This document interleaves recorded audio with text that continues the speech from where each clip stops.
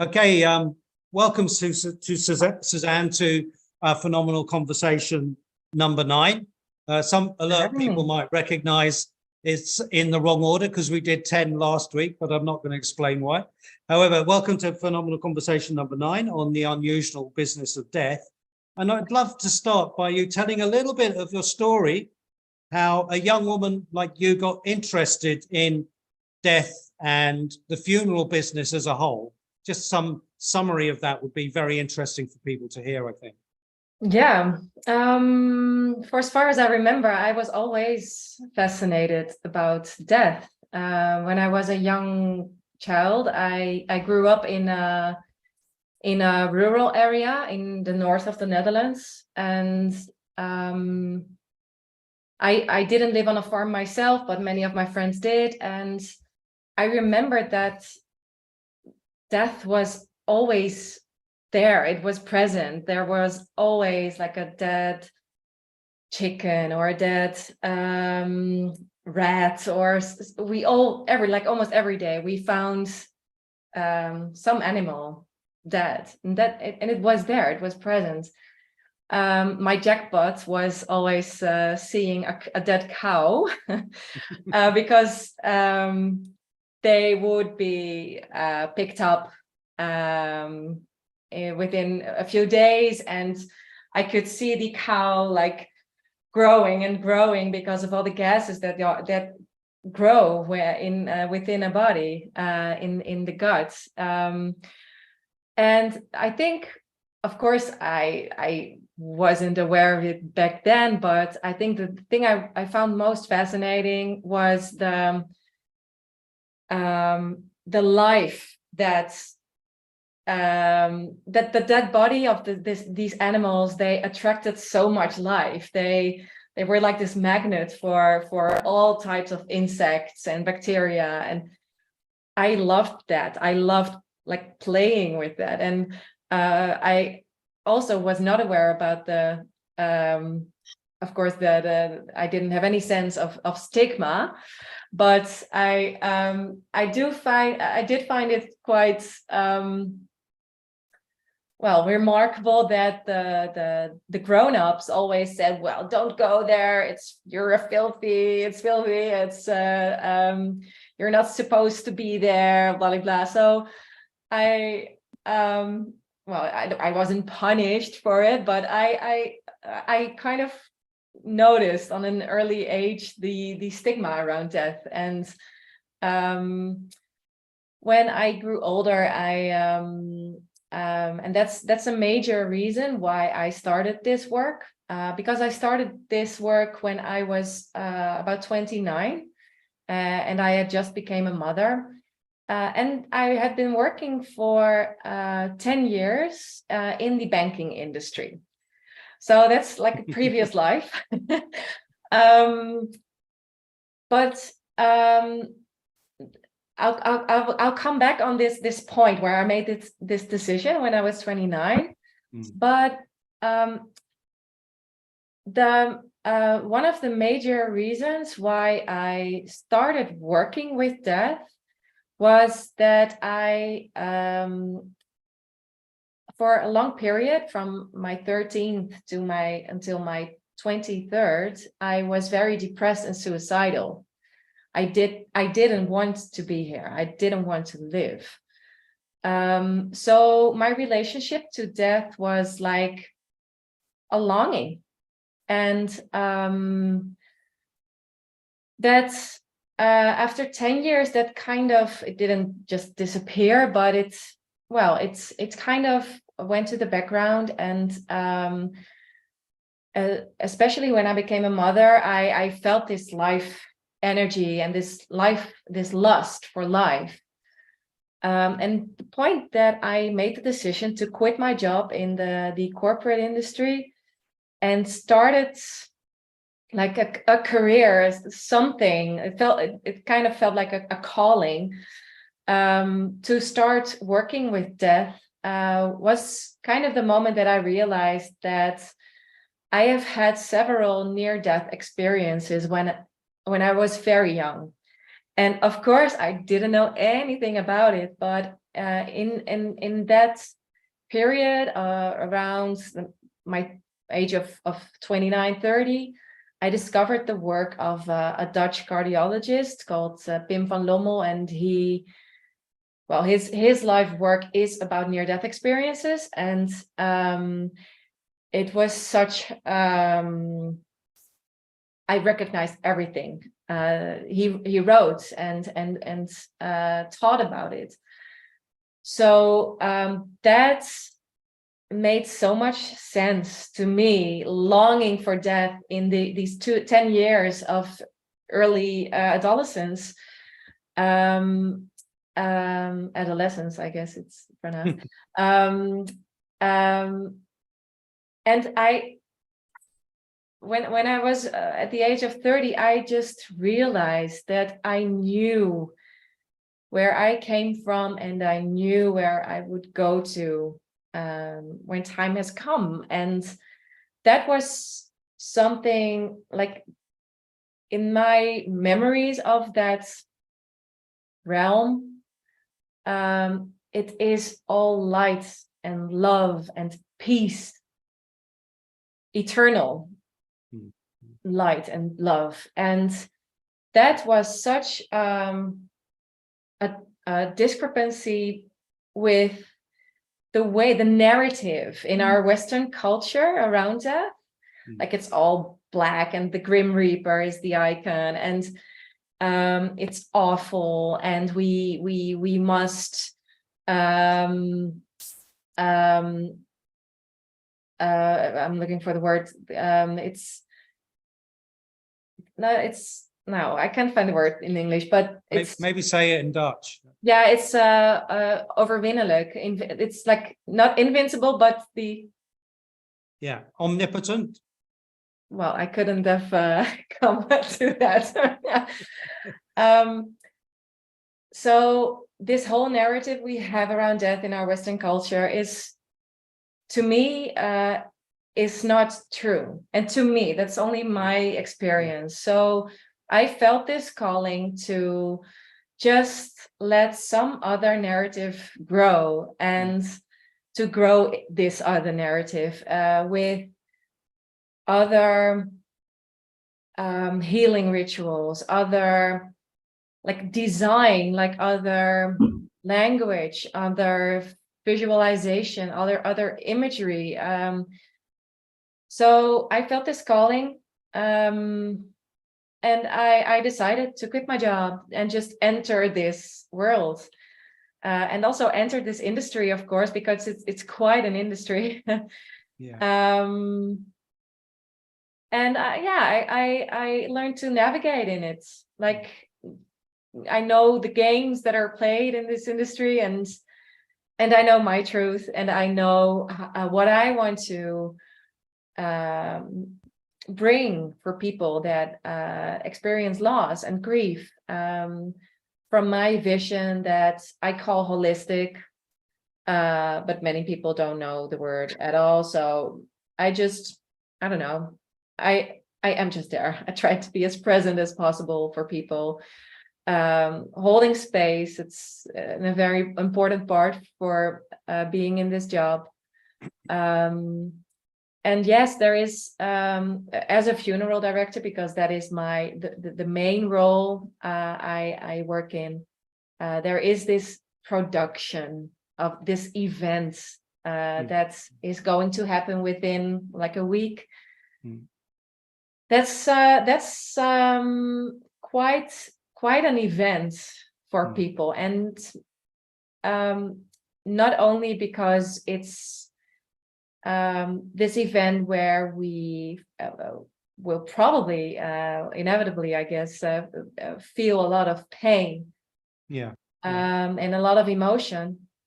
But what I notice in our culture, Western culture, is that this event is almost like the wedding, Pinterest perfect kind of, not relaxing and not safe space.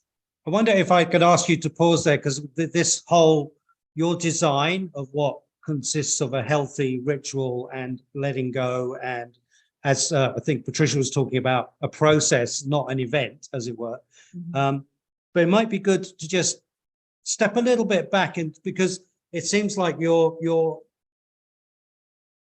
road to Damascus moment was, you know, this recognition of the kind of light of near-death experiences, and and that sort of drove you towards, you know, your career shift or your interest in the industry.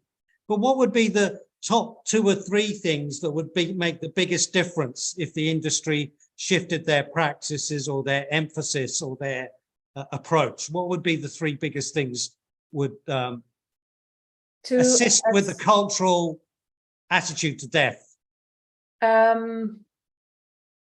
I think a major first thing would be the business models that are all about making as much money as possible and selling you stuff. Like there are a lot of products that are being sold to families because they don't know any better, and they think they have to buy all this stuff, and they need to go to the crematory to have this service. And I see so much resistance, actually, when literally in bodies. I see so much resistance in bodies often. And this is the industry is based on selling you stuff. So that does obviously not contribute to the importance of realizing that this is a healing ritual, and paying, first of all, paying attention to what do you really need to be with your feelings, to create a ceremony that is a safe space to be with your feelings, to feel that you are carried by the people around you, and to, in whatever way, to connect to someone's spirit, to someone you love, still love. And what did that person mean to you? So that's a shift of a very necessary shift of focus for the family, that isn't facilitated by this industry. So I think these business models are a major first one. And the second is the avoidance we have, the death avoidance we have in our culture, that that leads to avoiding this whole topic of funeral, because I'm answering your question in relation to the funeral industry. If we keep avoiding this topic, this major topic that could be so inspiring for living this life, and once it's there, we are like shocked and blocked, and we don't know what to do. And of course, then you step in, or this industry comes to you, and you're, well, I would say fucked, but I'm not sure if that's allowed. So I think the awareness of people, death awareness of people, and also awareness of the importance of this funeral as a healing ritual. Maybe that's a good point to either share how you move into a space where people want something else, but you know, they have only got the traditional model maybe in the background or know a bit about it. What do you do to guide people to create the safe space to really feel the love and the profound emotions people go through in those moments? I think it has everything to do with the energy I carry with me, and the way I, the pace of me discussing some topics, and also the pace of introducing topics, because in this industry, like it's like a checklist people work with. But when I get a phone call of a family where someone has died, I first in this phone call I asked them, what do you need right now? Do you want me to come, or do you need time to be together first, because you have this time and it's a sacred moment. It's a sacred space you're in now, especially when someone dies at home. In hospitals it's often somewhat different, but it could also be very sacred. So I think the most important question I keep asking, like almost too often, is what do you need right now? Yeah. Right. And in this is this here and now, in this present So that's a whole different way of approaching this. Of course, some things need to be prepared for this funeral, but everything in its time. Yeah. So would you mind sharing an example where that approach has really succeeded, despite the obvious people have all kinds of reactions to the moment of passing, and that there's no one predictable reaction that you can respond to, or there's multiple reactions from different members of the family. Could you share an example of where you created that space for authentic, you might call it, grief and mourning to be processed by people, or at least felt by the bereaved or the mourners? What comes to mind now is a brother and sister who lost their mother. Their father had died some years before. And they were, in Dutch we say mantelzorgers. They were caregivers. Caregivers, thank you. For their mother for like a long period. Their mother was, they had cancer, and it was a long struggle.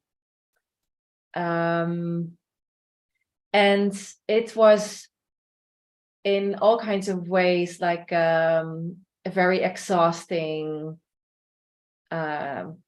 couple of years for them. And once the mother had died, I met them, and I saw how terribly tired and exhausted they were. And they were into this because both their father and their mother, and also themselves, they had this, very outgoing, they were very connected with this they had this big community of people. And I noticed quite early on that they were kind of getting very stressed about the idea of organizing this funeral, and having to meet all of those people, having to organize this production, and it was way too intense for them. So, and this is what happens very often. So I started like exactly asking this question: what do you need the coming week? And there is one thing that needs to happen in this week, and that is is it the correct term, the body disposal? The actual cremation, or the actual burial. That's the thing that needs to happen within about a week. There's a law about it here. Of course. As everywhere. So And it's also, for me, it's my way of working is quite intuitive. And also I always feel very grounded.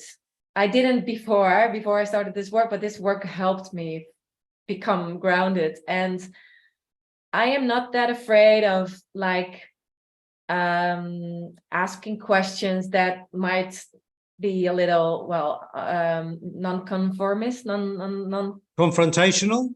No, it's not. It's not a conventional. Conventional, yeah. Yeah, it's so. I asked them, what if we decided to prioritize your self-care and have a very low-key, safe, well, small funeral with only the people that you feel you want to be surrounded with. And we have the burial of your mother the coming week with maybe 10, 20 people you really want to be surrounded with. And then after maybe 2 months or 1 month, it's up to you.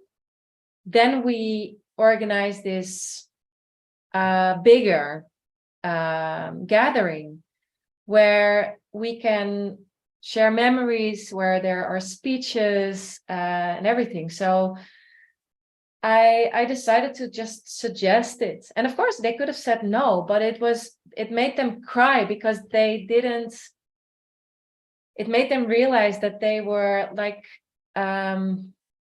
they were way beyond their limits. Yeah.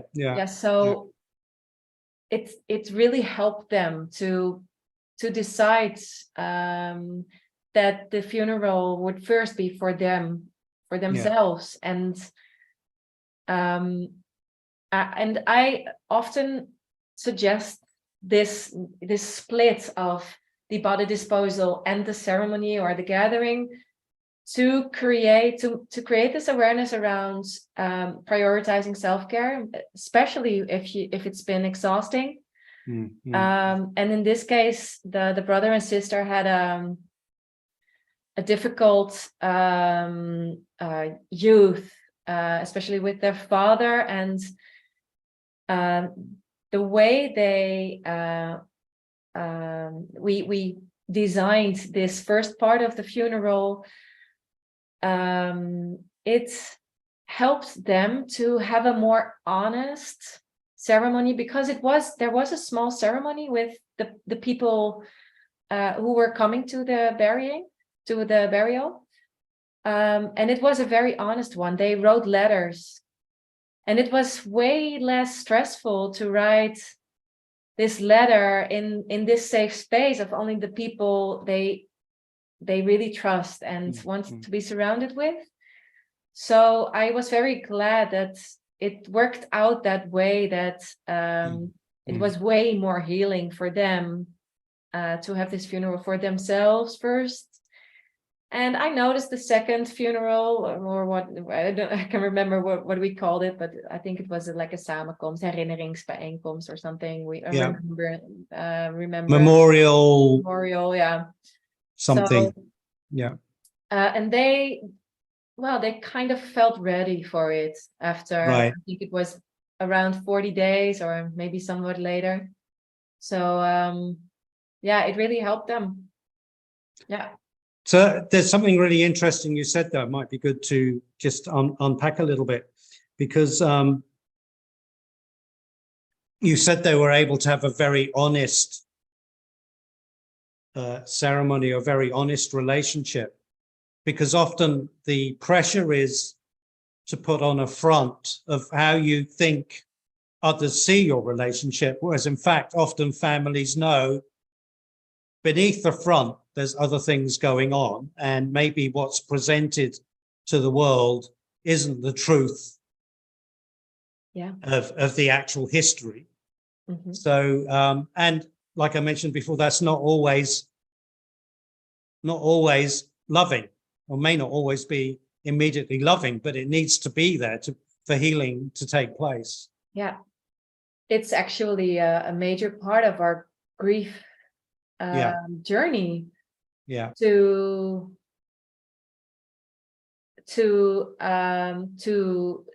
see, to connect to reality.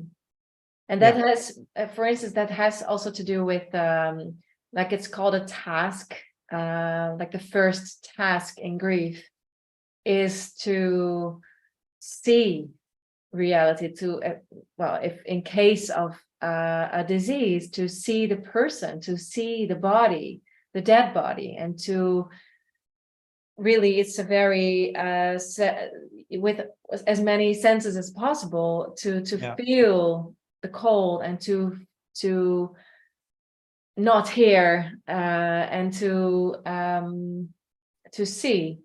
So also when it comes to of course the body is only one dimension of this loss. There are lots of dimensions, of course, and one other is the realization of well, I had a very painful relation with my father. I had a very painful youth, and if this major event happens, when someone passes, this brings back everything related to that person. So everything comes back again.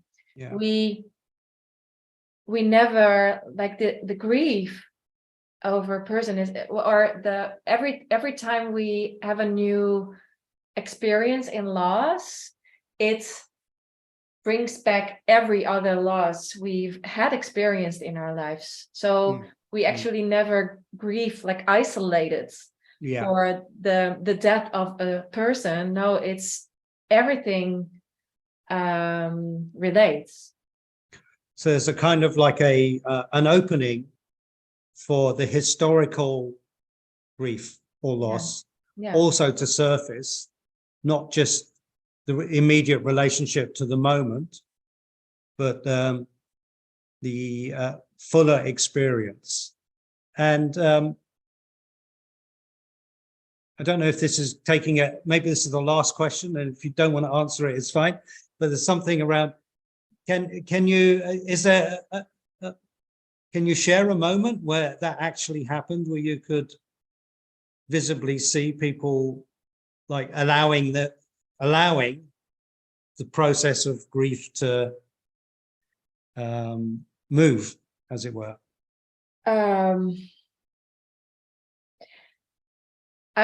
What I see when people feel this safety and decide to enter this space of being with these feelings and the pain,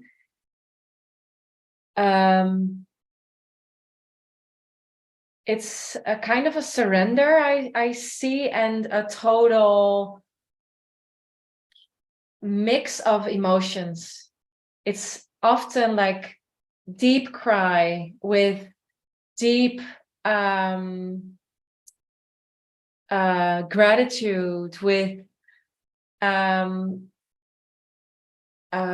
anger. It's like a major mix of emotions that I sometimes meet. But well, most of the time in this like Dutch funeral culture, we don't create this safe space. So I often see like these performances, and then it doesn't resonate with me. Beautiful. Thank you, Susanne. I think the one of the reasons I wanted to interview you, because I knew you weren't into performative funeral ceremonies, as it were, but you were into the authentic, allowing the authentic process of grief to take its natural course, or to facilitate it. And I just wanted to share with everyone, and those of you that missed the beginning, I invite change makers into the series that are living the change that they're talking about. They're not merely academics, but they're practitioners. And so I was just opening up and preparing for the call with Susanne and said to her, what's happening in your life recently that's, happening for you? And she said, well, I'm living with death. I'm living in it the whole time. So it's like life and death are enrolled into one. And it was beautiful to hear your sharing that and us being witness and being able to be privileged to hear your approach. So thanks so much for that. And I'm going to turn the recording off and not end, but recording.